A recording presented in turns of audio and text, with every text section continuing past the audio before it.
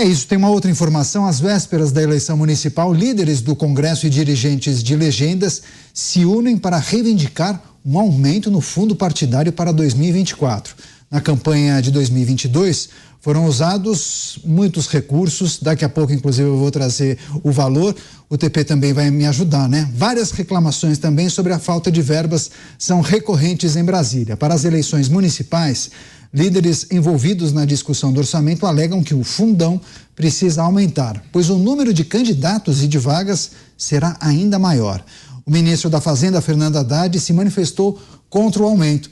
Só que as siglas querem, no mínimo, que o valor seja reajustado pela inflação, o que geraria um acréscimo de 5 milhões de reais no fundo eleitoral. A gente vai verificar exatamente esse valor e vai trazer para você a atualização, mas vamos rapidamente girar com os nossos comentaristas. Vamos aplaudir essa notícia. Né? Eu acho que a gente tem que aplaudir. Diante de tantas dificuldades. Temos que aplaudir, cara, porque depois eles não cumprem, aí eles fazem a PEC da anistia. A ironia do Pavinato, eu acho que responde por todos os nossos comentaristas. Eu já falei aqui, meu comentário é esse, eu quero aplaudir. São os aplausos? Eu quero aplaudir.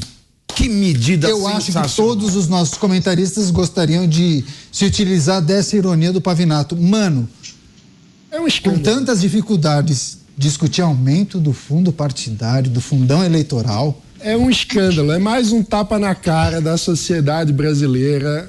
A gente que já custeia tanto, como bem disse o Pavinato, eles criam a regra da eleição, aí eles descumprem a regra que eles mesmos criaram e eles se autoconcedem a anistia para deixar de cumprir a pena que eles mesmos tinham estipulado caso descumprissem as regras que eles mesmos criaram.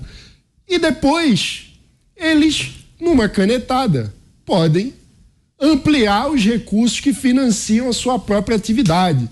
Isso mostra como o sistema partidário brasileiro tem funcionado de forma oposta a que deveria ser numa democracia, porque os partidos são ferramentas fundamentais de qualquer democracia. Cabe aos partidos realizar a conexão entre setores da sociedade, formas de pensar a solução dos problemas e o setor público e o Estado brasileiro.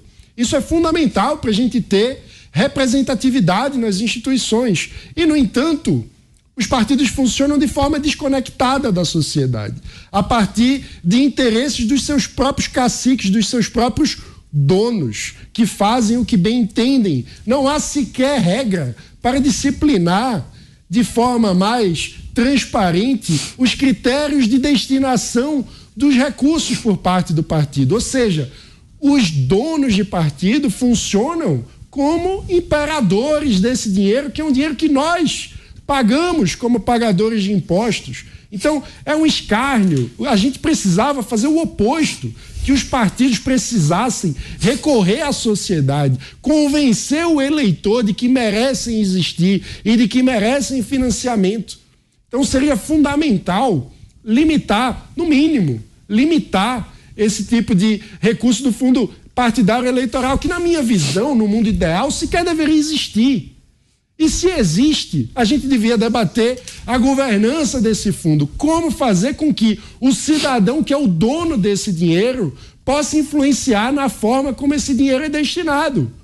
Porque hoje tudo fica à mercê da vontade dos donos de partido, que funcionam como parte dos donos do poder, para citar o antigo pensamento do Raimundo Faoro. O Brasil, em sua sanha patrimonialista, daqueles que se apropriam do dinheiro público como se privado fosse. Pois é, vamos ao Rio de Janeiro. Roberto Mota também vai comentar esse assunto. Em 2022, Mota, foram usados 5 bilhões de reais. B de bola, 5 bilhões de reais. Os partidos não acham um valor suficiente e querem um reajuste.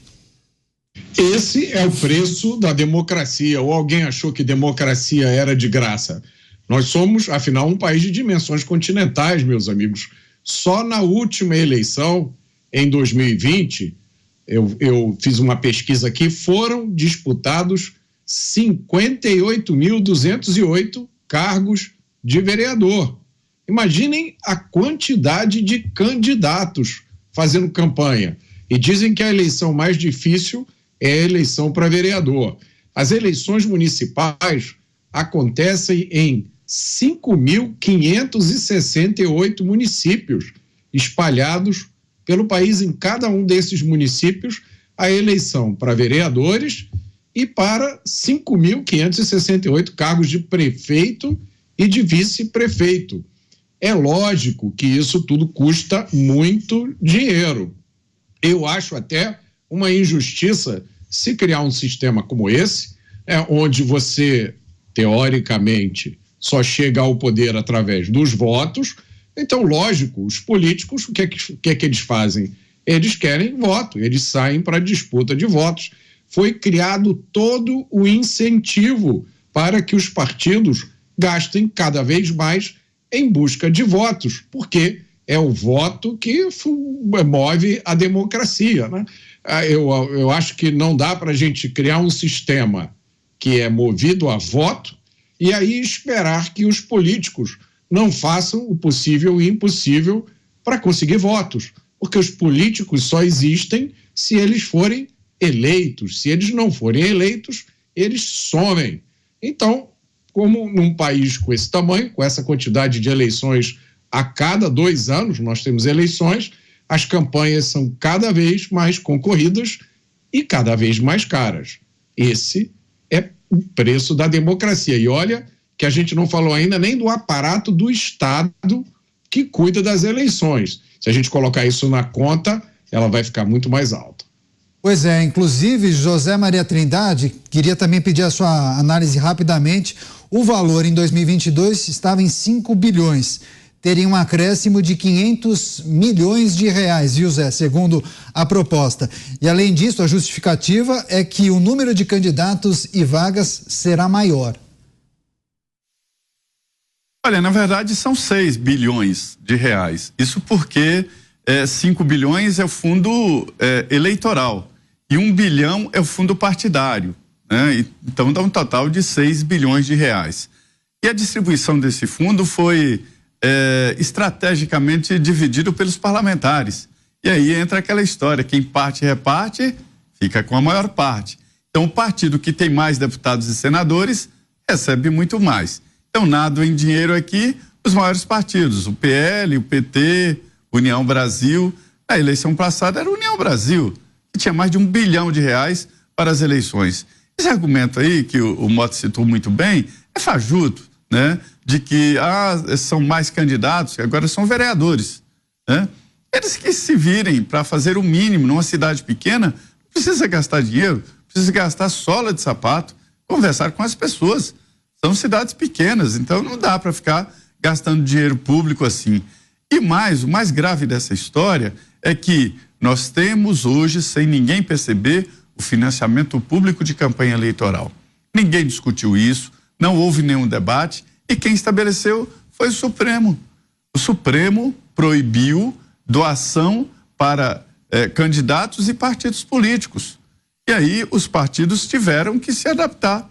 E aí nós nos transformamos num país que tem problemas sérios, falta de dinheiro crônica, e aí financiando campanha eleitoral. Campanha eleitoral, não é nem políticos, campanha eleitoral. Isso virou uma indústria, tem muita gente ganhando dinheiro com isso. É por isso que os partidos são disputados à tapa, são lojinhas, propriedades de família, compram helicópteros, constroem casas, alugam casas e assim por diante. É muito dinheiro. Então 6 bilhões, que são 5 bilhões do fundo eleitoral, que agora eles querem colocar 5 bilhões e 500, se deixar vai para 6, 7, e mais o fundo partidário, que acaba entrando também nesse custo. Então nós temos hoje um financiamento público de campanha eleitoral sem nenhum debate e nem votação no Congresso. A inflação do período justificaria esse acréscimo? Nada justificaria esse acréscimo, porque isso é dinheiro jogado fora, mas é só para lembrar que o governo ele bloqueou 500 milhões é mais do que o governo bloqueou para a educação, 500 milhões é mais do que o governo bloqueou para a saúde e 500 milhões é 5 vezes o valor que ele bloqueou para o meio ambiente. Ou seja, ou o governo tem vergonha na cara e diz não, ou ele abre as pernas. E agora só uma nota aqui, tem gente reclamando da minha fala, que eu falando que ministro, magistrado do STF, ele não é servidor público, mas é agente político, porque ele está na Lei de Improbidade Administrativa, que é a Lei 8.429 de 92. Filho, olha, aproveita que eu vou lhe responder isso, vai estudar. A Lei 8.429, que é a Lei de Improbidade Administrativa, ela engloba agentes públicos, agentes políticos e servidores públicos. Então, não fica passando fake news aqui no chat, não, que é horroroso.